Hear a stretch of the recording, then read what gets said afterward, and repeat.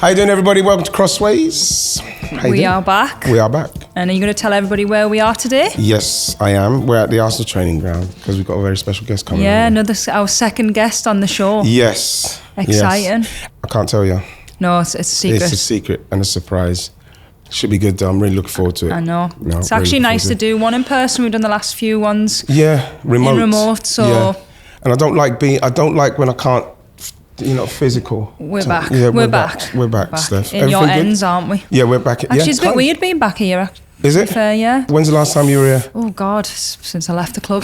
Wow. Yeah, it's a bit weird, but good memories, though. It's nice, huh? Yeah, so. Nice setup here. I love it. So we look forward to that. Why don't we start with Arsenal and their result at the weekend? Yes. Wow, that was a tough one to watch for a bit. It was for that first half, yeah. I was a little bit worried about our midfield and how easy it was breached. Mm-hmm. Because the goals they got, the corners they got, it was from good play from them. And then even with the corners, it was a bit too easy. But I found that West Ham, which was really refreshing to see, they came with a real purpose, man. They came to play, they came to win.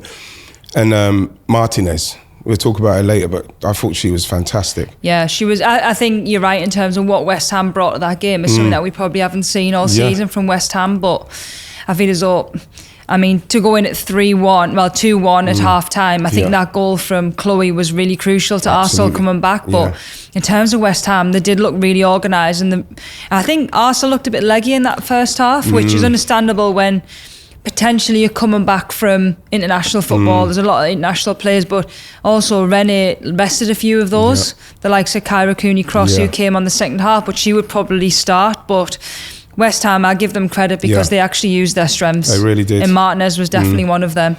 I have to say that when you look at, I was thinking, right, this is going to be interesting because Renee's never been in that position, having to come back like that. But what I thought was, right, 2-1, we go in, and I remember, I don't think I even sat down properly. I was doing something, and then it was 3-1. I was like, wow, we've got a real test now. Yeah, that was really massively against a runner player as well, that goal. The subs were good.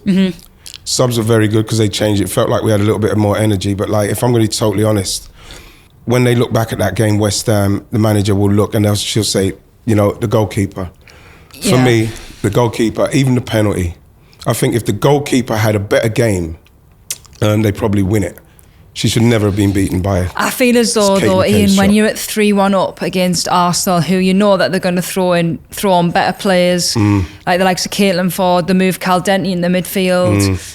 As West Ham, why aren't you just banking up? They were still trying to do what they were doing in them first 60 minutes, and that could have been a big result for West Ham. And I think they'll take a lot of kind of confidence, but also they probably won't as well because they conceded 3 in the space of 10 minutes. Yeah. It was a tough one for them, but I think looking at it from the league's point of view and seeing West Ham playing against Arsenal, top 3 side, and really giving them a good game that's what we love. Is exactly what we want. It's exactly what we need. It's like Chelsea, watching Chelsea and Brighton.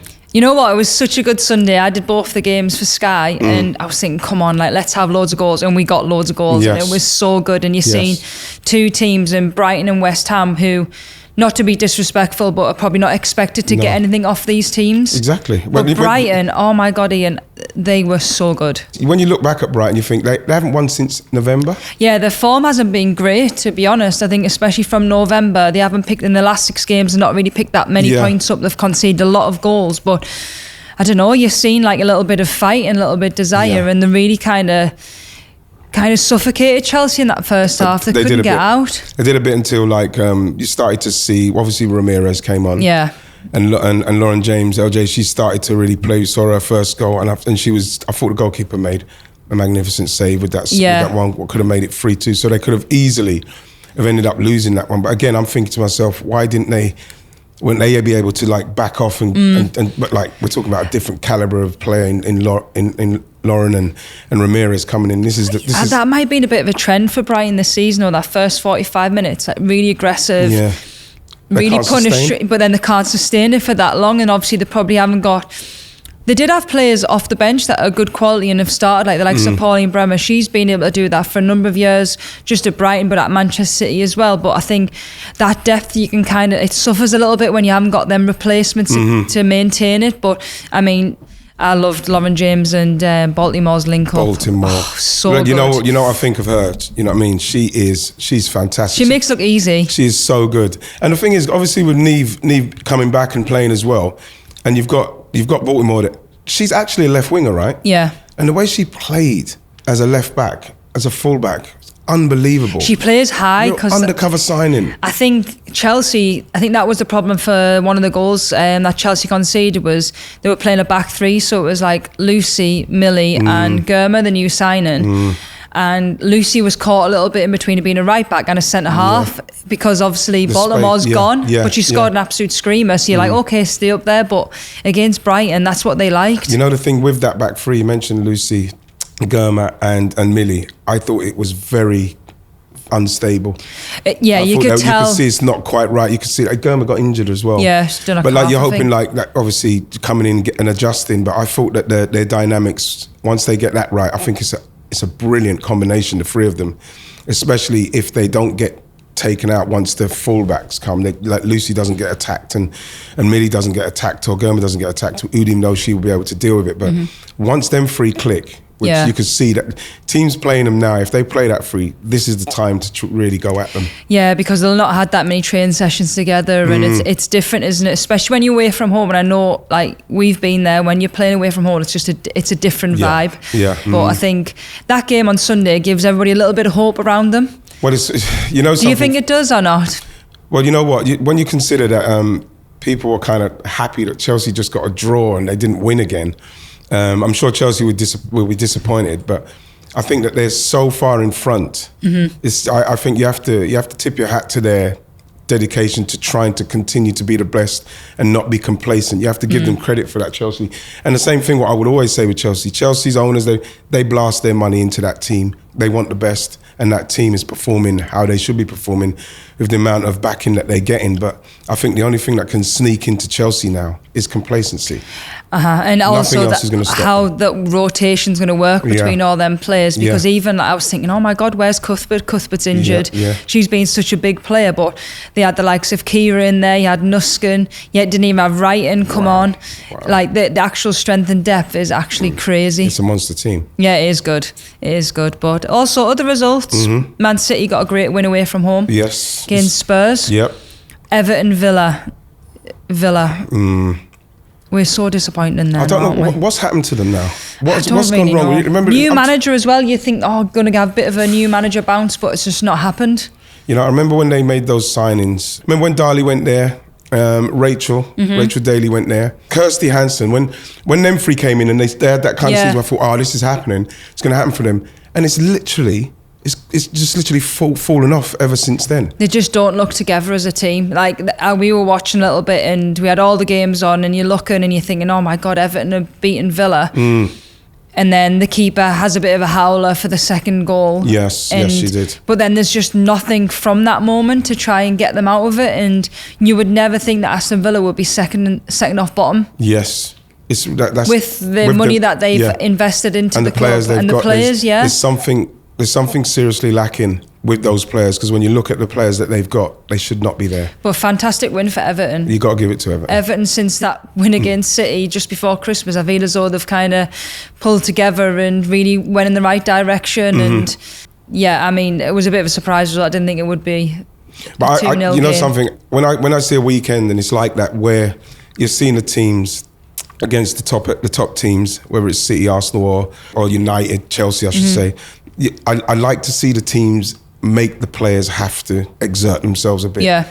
You know, where it's not easy. You know, like I say, like you look at the West Ham game, and if the West Ham goalkeeper just had a better game, then West Ham, they probably win that game, and then that takes them to the next place, because they've reached the level that they say, right, that's the level. Because I thought that they're closing down, the way they played, the way they attacked us, the set pieces what came in were really effective.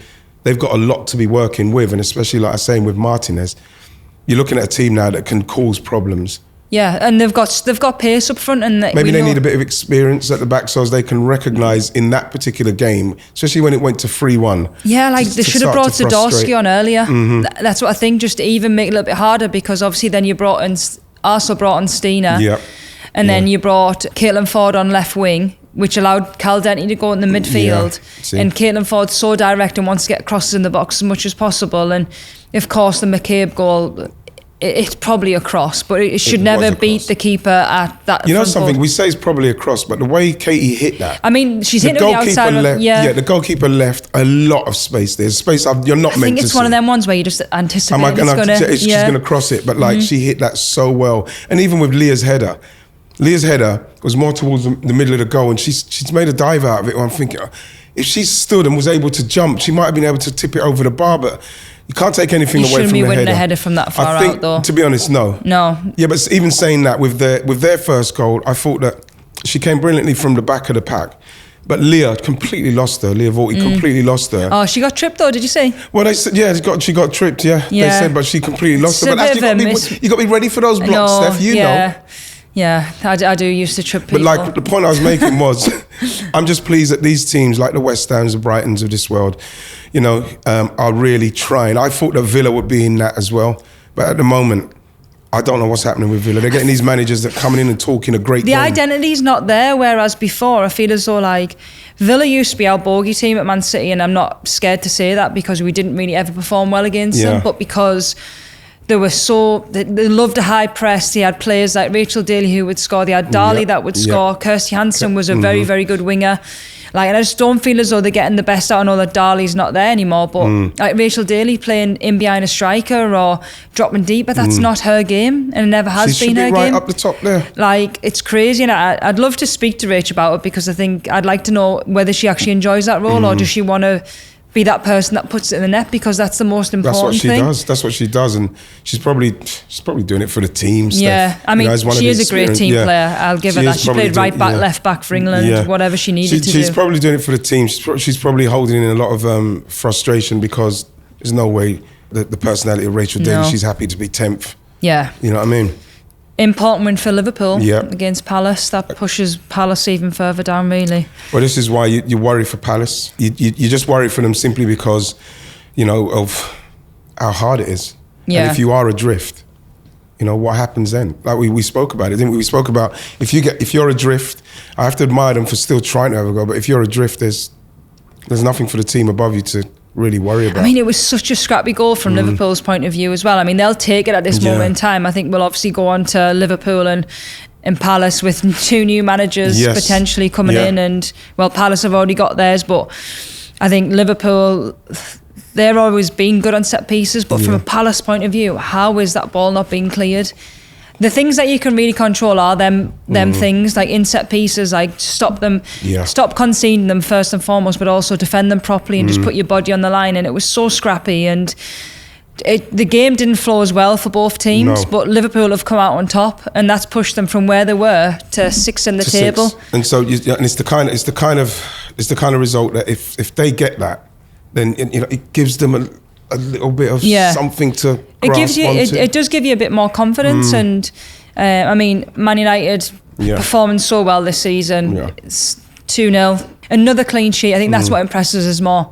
They are keeping clean sheets, and I mean, their 2 goals against Leicester was literally straight down the middle. Getting Tooney on the half turn. Great finish though, the first one. Beautiful finish. But the thing with it is that when you're setting your side up, you've got to. You cannot give Ella Toone that kind of space. Surely your game plan should be, listen, we're going to do this, we're going to stay deep, but when Ella Toone gets it close, don't let her be able to get her head up and have too many options. Yeah. Those are the things that when I look at the game, I'm thinking, why isn't someone getting tighter on her? I feel as though they took whatever, I don't know what the managers obviously said, and we will not know, but I feel as though they just went literal to what the manager potentially said, which is just to play a mark, which... that if you do that, there's always spaces everywhere. There's always space, because someone's not going to pick up. Whereas you've got to learn, and you've got to develop that kind of sense of, I can see her in my eye line, but also I can cover this pass in here. And are they doing that coaching? That's my point that I'm going on to is we have coaches that have coming in, but have we got really the best coaches that are getting players to be the very best? Like at Leicester, you can. Defensively, you could work on that all week. And this is where Man United's strengths are. They obviously got strength in the middle. You've got the likes of Tooney, who's on form, and her strengths are when she's driving with the ball and she's playing it wide or she's playing through balls. Like, how is that not even being seen? Because it happened twice, Ian. Yeah. The same pass. Yeah. So those are the things, probably those are the things that you look at and you feel, well, that's what they need to do. Yeah. They've got to make themselves more difficult to beat. And we're not talking about, you have to try and play out from the back when you haven't got the capacity. We're talking about when you're defending, and you can do that in a room where you're looking at the board and you say, right, you get here. That's your job at the moment. We're not good enough to be able to win it here, play through. So if we win it here and you get tight on someone like Ella, she has to pass back. We've got somebody who's going to make sure that limit her options. And then all of a sudden you're winning the ball in an area of the field where you might be able to then break on them. And also you got to think that when you're playing against teams where you maybe have to defend like that, they are so open. Yeah. Which, to be fair Very to open, Brighton, that's where their first goal came from, was because Chelsea were attacking.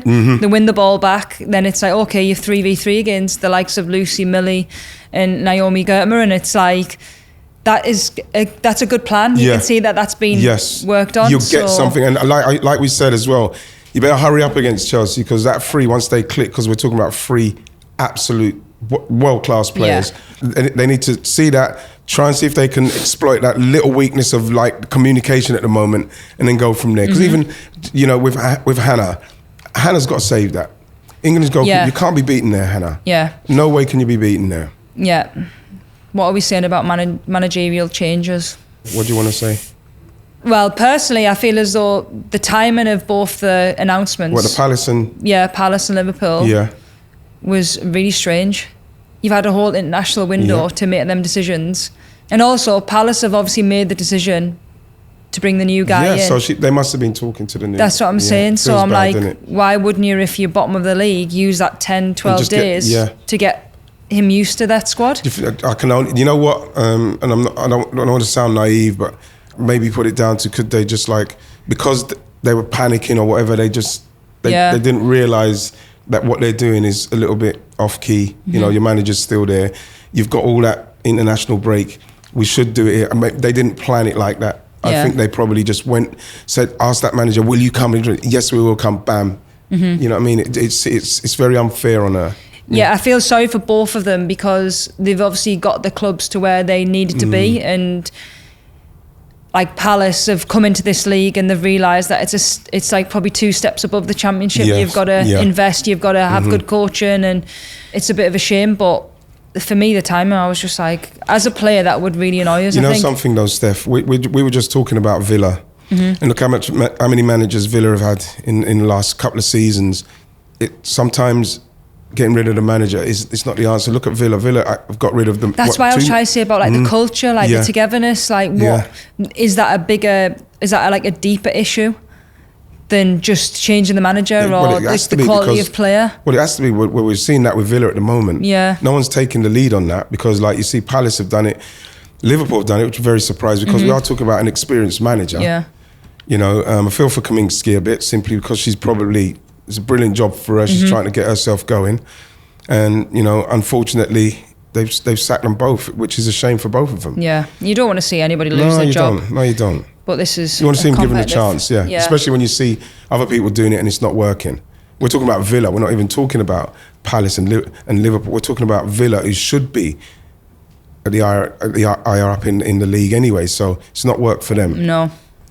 Ian, so we talked about Man United getting a big win at the weekend, but it was probably a lot more focus on the statement from Jay-Z. Yeah, which was quite sad to hear. Yeah. But I think that in the current climate with Man United, and we're seeing it on not only the women's side for a few years, but the men's side with what's going on there, and we see that's probably spilling over. But she wasn't treated very well in that particular incident, simply because she went to her brother's funeral, and they were trying to get rid of her at the time. Again, you can only put it down to naivety, because for people to be that insensitive like that is it's inexcusable for me. It's really sad. But one of the things I was thinking when I heard that she's thinking of going to Gotham. Yeah. She's here. You know what I mean? She's obviously not playing, and we've seen that with so many players at Man United. They come across here, go to United, they get stockpiled, they don't play, and they move on. You can't understand how he's got someone like Jay-Z she's a Brazilian international. She's a quality player. She needs to stay in this sort of league. I'd love her to stay. You want to keep them top players here? We want her here. She didn't even get a real chance to show her stuff. We want her to be happy because you don't want to be seeing people put statements out. Obviously, we don't know the real context, but it's just hopefully it gets sorted sooner. It was definitely offside move from United. They were offside with that one. So, Steph, we have to talk about what's going on, the WPLL.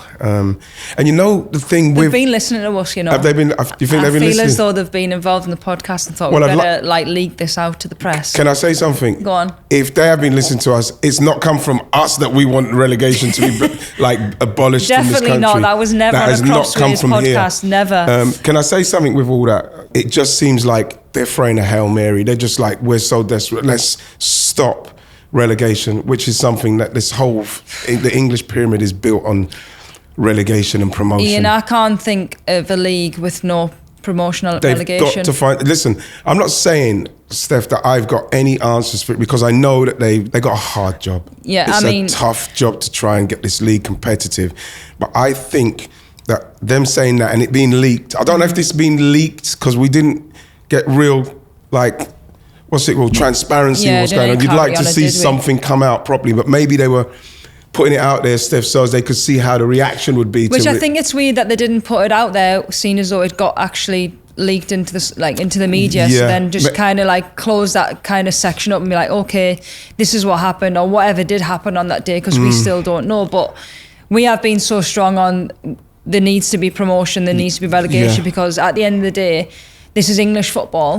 This goes on the men's game. This has been going on the women's game for a long, long time. And also, we're at a stage now where, what about all them teeters that are below the Championship and the top league? Yeah, but the thing is, Steph, it doesn't even make sense because they're doing that so as then what people can have the opportunity to invest, right? So, firstly, where they're going to get the investors from, is that a definite? Yeah. Right? So we haven't got definite investors in it.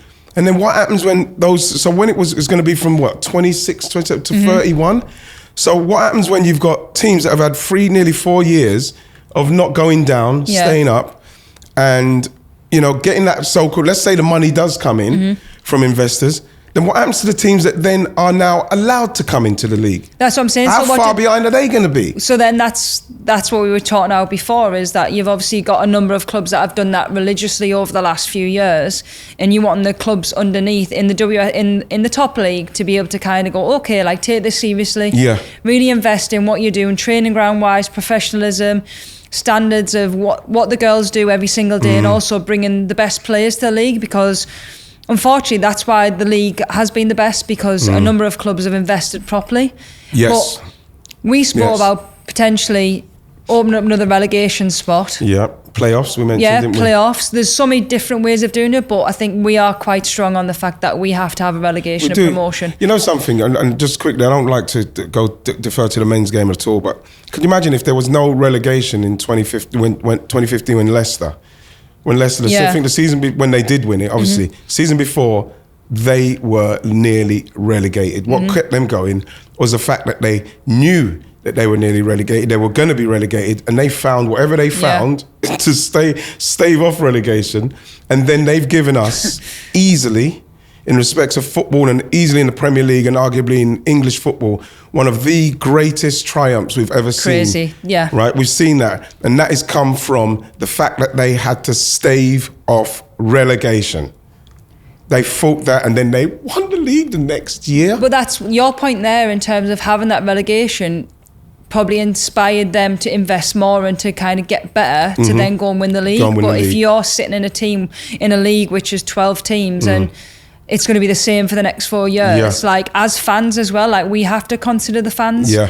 They are what makes our game, and we're trying to invest as much as possible to make the game great, but also the fans make that. So what are their views? I think that's the thing. It's such a hard... I understand why the conversation is going on because changes do have to be made, but at the same time, traditionalists in me, in terms of being involved in the game for that long, and we've got to a point where we're in a really good position, but we need to take it the next level. You know what, like I said, I haven't got the answers for it, but the fact is we can't just try and copy the American model because they've been doing that for years, and we know that with theirs it's about money for the franchise, really. I think that's what we've got to get, that balance of actual the football and also that investment side. Exactly, because they're about making... It can't just be one or the other. No. They're about making the money and doing what they do in respects of keeping the teams going. Yes, they got the playoffs and that, but there still seems to be something missing in respects of this team's promoted, this team's won the league, this team's staved off relegation. You can't beat that with whatever they do in respects of the way they have the workings of their game. We can't take that now because that's not what our game's built on. We have to find another way, and that's why, as tough as it is for the WPLL, they have to find other ways. I don't, as long as it takes. You know, we can't stop Chelsea and Arsenal and City and all those people putting money in and making their team stronger. But as long as it takes, as long as it's for the benefit of the game in the future. I think that's the biggest thing. You know what I mean? What is it the benefit of? Exactly. I don't think that us having relegation and doing it for 3-4 years and inviting people back in, that's a Hail Mary for me. That pathway has to be there. No, however big it is or however small it is, that pathway needs to be there for all them clubs underneath, but also for the clubs that are striving to be the best. Yeah. Do you know what I'm saying? Exactly. So that one needs a bit of a rethink, I think, everybody. And I think that fans, like I heard the great Tim Stillman say, make sure that the fans are consulted with what's going on. Everybody is involved in the future of the women's game. We want to know, want more transparency with what's going on. We don't want this kind of story leaking out in the newspapers with the women's game because it's so embryonic, it's so new in what we're trying to do. We can't have the skullduggery starting now. You know, we need to start on a solid footing. And for the fans, they want to see like a Champions League like qualification race. They want to see a relegation battle. That's what brings in the crowds, that excitement and like there's something on the game. So that's a definite maybe rethink. Another day we'll speak about it as well. That's a rethink on that one. Also, you need to rethink your predictions. That's all I'm saying. Do you want to explain to everybody what we've been doing in terms of what the rules are and also the points? So we're doing the obviously we're doing the predictions, and I wanted to put in some rules for the predictions because it's either I'm terrible, I'm really, really bad at predictions, or Steph is amazing. But I don't think I'm terrible, but I'm not great. So I'll put in a scoring thing, right? I'm going to put in scoring. So what we're going to do is we're going to get 5 points for the correct score. Right, okay. 3 points for the correct result, predicting Chelsea to win. Yeah, okay. Right? And 1 bonus point for whoever is the closest to the score if we both guess the same result kind of vibe, right? Right, okay. So you can't just copy my score now? I can't just copy your score now. So, shall I tell you what the points are? You can go first, right? So I'll tell you... Shall I tell you what the points are up to this point? Go on then, go on. Yeah, so, actually do. Make a big thing of this one. I will do. Okay, so this is really... Ian on 30 points. Woo! Steph on 39. Steph on 39. Say it louder for the people at the back. Steph on 39 for the people at the back.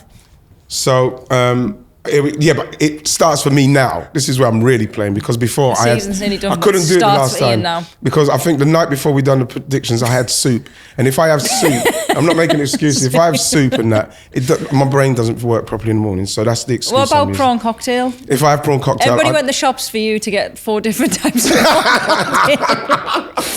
And came back with an M&S one. Oh my gosh, I'm addicted to it at the moment. I feel like, I'm having a craving for like a pregnant woman craving for prawn cocktails. Right, so should we do the games for this week then? Yeah, okay, so let's do the quarterfinals of the FA Cup. Right. So Man United v Sunderland. Ella's in great form. Leah Galton, I fancy Leah Galton to score as well. I'm going to go 4-0. Oh, against my Sunderland. I know, I'm sorry. You know what I had to do as well there, Steph? I had to take away all my Sunderland bias because of you and just be real. What are you going with? I'm going to go... This sounds awful because I really want the girls to smash United, to be honest. You think United? But I think United are going to win, yeah. I'm going to go 3-0 United. 3-0. Mm-hmm. Right. City Villa. City win. Villa. Yeah, but what? 3-0 City. I wonder if Villa can just get clips of this and listen to us saying, come on, Villa. I'm going to... 2-1 Villa. 2-1 Villa? Yeah. That is worse than your 4-0 Man United v Sunderland. Where was all the loyalty in that? I'm going with 2-1 Villa because I'm trying to inspire them. This is the cup. Right, okay. Get some magic sprinkled. Yeah, the FA Cup is amazing. But right. if you look at these fixtures. You listen, I'm trying to get them going here. Chelsea Palace. Oh. You go first for this one. Well, they hammered them at the start of the season, didn't they? It was. What about the spirit of the FA Cup? I know. This is why. Like I say, I remember when Palace got beaten 9-0 by Liverpool when we was playing. No loyalty. And we beat them in the semi-finals later on in the season. So Palace lost to them 7-0, was it? And I'm going to probably go with Chelsea 5-0. I'm going to go 4-0 Chelsea. You know, what are you doing here? Because you're just going lower than me. So if it's lower, then it's closer. Your rules. You've made these rules up. Yeah, but I feel I'll do this one first, then Arsenal v Liverpool. I think 2-1. I'm going to give Arsenal. Yeah, I will give Liverpool a go. I wanted to say 2-1 as well. Can we both say 2-1? You can, yeah. 2-0 Arsenal. Okay, cool. You happy with that? Yeah, I'm happy with that. Yeah. 2-0 Arsenal. And we'll see next week what happens. You know what? I'm just now because what happens when I do a prediction, because it stays with me, so I'm going to be worried about Villa and Man City's result until that game is finished now. So am I now, because you're putting doubt in my mind. Good, and that's what I wanted. See Villa? See what happens? I put a doubt in her mind. This is just the benefit of the game that we're playing. This has got nothing to do with the FA Cup. Yeah, I'm talking to Villa fans. Get behind your team. Get them to beat City. No, I agree with that. Well, come on, City. Are we done for today? I think we are. We're ready for our special guest? Yes. Let's get her in. Let's get her in. Okay, shall we welcome our special guest? Yes. The one and only Beth Mead. Thanks for coming on, Beth. Thanks for having me. Welcome to Crossways. How are you? How you doing? Yeah. I'm good. As good as the weather. Yeah. Yes, the weather's great, huh? At the minute. Yeah. No, how's everything going with you? How are you feeling? How's injury? How's everything going? Good. Frustrating injury. Felt better than what an image was saying, so I was a bit frustrated, but seem to be in the right space and back on track now. And head-wise, obviously, I'm not jumping too far ahead, but we're talking Euros and that coming up. Are you on track to be fit and ready to go, do you think? Yeah, I think that was one of the decisions of coming out of the squad, obviously, as much as I didn't want to, instead of it being high risk, getting it right, and then coming back, and hopefully I can now build into a better space for the, obviously, next block for Arsenal with the games we've got coming up, and then hopefully for England as well. That's very mature. I don't think I've ever heard you speak that mature, Beth. I'm older now compared to when I was a baby with you. Are you excited for the next few months? Big games coming up. Yeah, the games you want to play in. You know, Real Madrid, Champions League. Yes. Get the chance to play at Emirates again. So they're the exciting ones. Obviously, we've had a lot of disappointment in the Champions League. Obviously, we've got a big squad now, or a bigger squad. We're in a better place, so hopefully we can, try and get all the way. That's the plan, but we'll see what happens. But it's an exciting block for us, and under Renee, it's she's got us set and structured out, and how we're going to go about it. So it's exciting. What's she like one-on-one with you? She can look, because we done an interview with her not long ago. I done an interview with her not long ago. She's really quite straight in your eyes when she's talking. That. I mean, that's the Dutch in her, I think. Yeah, she's great. I think it's always nice sometimes when you've got a manager who's played at the high level. She's experienced it both internationally and domestically, and a lot of us have worked really, really closely with her before. She got the manager job, so we worked individually with her, like on clips and things we can improve on, and she was always trying to develop us individually. But now she's obviously got to do it collectively, but she's doing a great job. I think obviously she's trying to figure it out along the way, as we are, but we have a good relationship with her and we're in a good place, and she's able to get everything out of her philosophy that she wants from us now. So obviously when you're interim, it's a bit harder. Do you try and keep obviously things a bit more afloat or whatever, but she's doing a great job, and we feel quietly confident under her at the moment. I saw two breathtaking saves off the line this week, and you see Tyron Mings as well, and then that save off the line, what you done the other day, Beth. How'd you do? Is that what? That's on your hand? Yeah. Is it? Yeah. Stood on her. Is that what you stood on? No, I think it looked worse at the time. I got stood on and it had a lump on my hand, but it's settled down now. But because it didn't go in, it was very much worse if it had gone in. So you can defend? Sometimes. Okay, that's fine. I knew that was in you. The reaction... I was just praying that I didn't hit the crossbar, hit it in the top of the net. No, you've done well there now. I can't believe that she didn't just head it in. Who, Beth? Yeah. No. Just go and head it in before. No, I know. I think she went to wait to kick it, and I luckily got there. I mean, she didn't head it, but unbelievable clearance. No, that got your team 3 points. That for sure. I'm going to ask you from an individual point of view, what has Renee brought to your game? I know that you worked with that before, but as a manager, what do you feel is different since the last 3 or 4 months? I feel like, again, my game's had to adapt a little bit more from what she wants from me. I like to come inside and be in the pocket. Obviously, that's from my 9 days where I like to be more central, but I've also got to have the discipline of staying wide and giving the width. I like to put a good cross in every now and again too. So, and we've got, a player like Mariona sometimes who's on the opposite wing but likes to come inside as well. Yeah. So it's being able to adapt to both situations. And I think we've done a lot of stuff around that for me to be able to adapt to a little bit of both. And I'm obviously joking about it, but I'm not getting any younger. I've got to try and find different ways in my game to stay at the top of my game and be sharp on the ball and decision making and stuff like that. So I'm really trying to home in on that stuff. And again, my defensive side of the game as well. Sometimes you've got to do that. It's not your favourite thing as a winger to do. Well. Yeah, pressing as well, Beth. Yeah, and I pride myself on trying to win the ball higher up, and I think we're starting to bring that back into my game and the forwards games again for Arsenal. So it puts us on the front foot. I think that's a big difference. I think watching the games from obviously when Jonas was here to Rennie, I think that front three and also the midfield three, the ability to go and do it a lot over the game. I think Man City is a game that stands out because it's 2 teams that do similar stuff. But I think even your positioning on that right hand side being enough to kind of put the defender off, but also if it goes there, you can get there, and that is definitely your game. Yeah, and it's good that you've actually really kind of focused on that. Yeah, I said the football's ever evolving. We've got as players. It's not the same as when we played at Sunderland. Yeah. And I played Route 1 football with Sunderland and got on the end of stuff.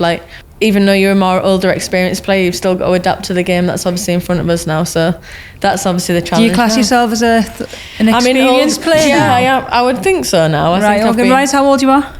Pardon? Remind us how old you are. 29, 30 in May I am. Can women ask women that? Oh, it's fine. I'm not bothered. You're not bothered like me. that? 30? I would never if you asked me, I wouldn't have asked you that. I wouldn't ask you that. I haven't. I might have a party if you'd all like to come. Yeah, 30. Absolutely. We'll be there. Me and Steph. No, but yeah, it's part of the game. You're looking well. Yeah. Thank you. Looking fit, looking well. I'm looking forward to seeing you in the next few months, getting ready for England to go.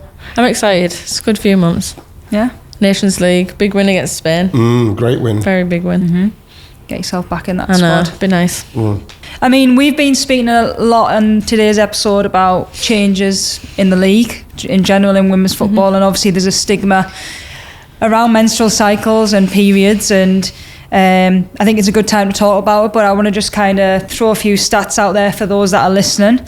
6 out of 10 girls fear playing sports due to leaks, and 1 in 2 skip sport because of their periods. And I think I certainly definitely was one of them, just because you don't want to do it and you try and avoid the situation. So I think, first of all, could you explain what your campaign is about and what the name of it is? Yeah, obviously you can see big. I think we got it all over there so everybody can see. Line. No, obviously really we say every stain should be part of the game, whatever it may be. If you have mud on your shorts because you made a big tackle, everyone's buzzing. But say you have period blood on your shorts, it's something that half of the population have, and it happens, and it's natural. And we want to, make that normal. I think that's why we're in a great position of role models and in the right part of the game to be able to influence and hopefully make, the younger generation, or even women now, it's not just young girls, to feel comfortable that it's okay, it happens, and for men as well. I was going to say that. Men should be in the conversation as well. How is it with getting men into the conversation? Because it's a real taboo subject. Yeah, it's interesting. My accountant actually messaged me the other day and was like, I've seen the campaign, and he runs a young girls football team, and he was like, I felt so uncomfortable with this situation, but seeing that and you being able to bring that to my attention helps me try and normalise it with these girls. And I'm like, you can approach them to be like, girls, if this happens or you need anything, don't feel like you can't come to me, because I think them girls are like they didn't dare say anything. Like the first time I come on my period, I was awkward enough with my own mum. Yeah. Never mind like a man who's part of your team. Yeah. What advice would you give to what kind of advice would you give to men in that kind of situation? Because I got my daughter 15 and I've got another one 13. You need to just normalise and have that conversation, and the more normal you are, the more normal it makes it for them as well. I know if you bring it up, it's easier for you to bring it up and have that conversation and then being able to bring it to you. Like a bit more proactive with the conversation. 100%. Yeah. And again, like I said, the more normal and we can actually make it, the better. Like, it's okay. Like, it happens. It's happened to us all. If you think, like, in terms of where women's football is now, like, that is normal for girls to play football. So, like, these conversations that we're having are so important. I mean, you attract so many fans just because of what you do, but if you're supporting a campaign like this, which is absolutely amazing, I think, look how much of an influence that we all can have on young girls thinking, okay, well, I'm not going to allow a period to stop me playing any type of sport, not just football, but also getting men involved, having that conversation, even just that little bit of advice is going to help. Well, that's it. I think that's the advice. Like, we obviously spoke with Persil and they were like, what do you do when you have these symptoms? And obviously... Did you have a big influence on the campaign? Like, as in the actual story of it? We went over a lot of the stuff that we wanted to put out and how we wanted to... obviously I did like little key videos of if it happens, how to clean it and get it, bring it out of your clothes and stuff like that. So us as athletes, how we deal with it, like, do some girls put extra undershorts on? You, especially in white shorts? Exactly. And we got asked a question at Arsenal, do we want to stay in white shorts? And obviously we voted as a team and we decided that we wanted to stay in white shorts. We're like, it's okay, like, and we have code words. I mean, you'll know that, like, if anything happens or you see anything, you'd say it to the person and stuff like that. So there's just little tips and tricks where we hopefully can help give young girls who are just coming into the game of football, or women who don't quite have the research and resources that we have, like even such stuff as what you eat. Like, it doesn't take your period away, but it helps, inflammation symptoms, or help with symptoms or stuff like that, which a lot of people don't know and don't have access to be able to know that. So them tips and tricks are available for people to watch? They'll be online, and obviously we've got some little snippet videos and stuff that can help with that as well. Right, okay, amazing. That's brilliant, isn't it? Yeah, very proud of you. But you know the thing, when you say it is a conversation that's it is an uncomfortable one. So the more you can normalise that, you need to do more to normalise it so as people can. Because even me sitting here now, my body's gone funny. I'm just thinking, am I going to say the right thing? He's tense. But then that's what I'm saying. We have to make sure that we can stop that, because I want to be able to sit here. You know what I mean? I think there's a lot more to a period than what I think a lot of people think, even though, like, it's about that build up, the anxiety around it, but also in that moment. A lot of it's before your period is actually there. Yeah, and like, obviously I think this campaign can help that normalisation and just having more conversation about it. And even like we have our stuff on apps and it tells you kind of when you're due on and when your symptoms start and stuff like that, and you can acknowledge that and put it in the system for the club to be able to see and stuff like that, so they know, do you know what, Beth's not quite right today, we know why. Stuff like most of the time that wasn't it? Always, actually, every day. You were very happy a lot of the time. Generally, the energy, the life and soul. Something's wrong if there's exactly, So this is going to be a mural on the way to the Emirates. You get to see my lovely. So and with those words and everything, with those words, it's a really good tagline. The Persil Every Stain campaign. Dirt. You should be very proud of what you're doing. No, I'm very proud of this one. Really good initiative. And it's so nice to see you doing well. Thank you. And we can't wait to see you smash it this year. Yes. You don't play City anymore, do you? No. Okay, that's fine. Well, maybe. I wish you good luck. FA Cup, potential. Chelsea again. More than likely. We'll see. We'll see. But well, thank you for coming to share your... Yeah, that's really nice of you to come in. Thanks for having me. And you're welcome anytime on the pod. Brilliant. I'll be back. That'd be a nice one, Arnold. No, you don't. Thank you very much for watching Crossways. Thank you very much. See you soon. See you soon, Steph. Bye, guys. So thank you very much as well to our very special guest, Beth Mead. Thank you very much, Beth Mead. We'll see you again soon. Bye, everybody.